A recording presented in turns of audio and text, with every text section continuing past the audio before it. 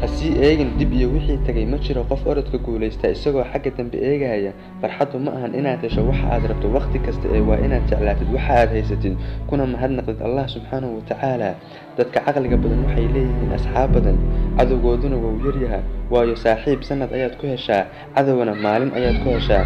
wanaaga waxa leh qofka Allah siiyo dabeecad wanaagsan markasta oo ay gabadhu bulshada ay ku dhex nooshahay ay ka heshaa sharaf iyo soo dhaweyn waxa ay muujinaysaa wanaagga iyo karaamada ninkeeda gabadhu waxa ugu weyn ee ay kor u qaadaa waa dhowrsanaanteeda haddii aad jeceshahay in dadku ku cafiyaan adigu cafiska iyo saamaxa bilow marka hore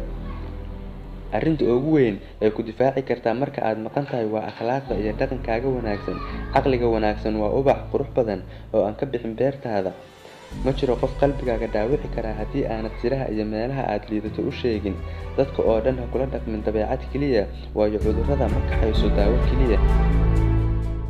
haddii aad la fadhiisato jaahiliinta aamus haddii aad la fadhiisato culimadana aamus maxaa yeelay kan jaahiliinta dulqaad ayaa kaaga kordhaya kan culimadana aqoon ayaa kaaga kordhaysa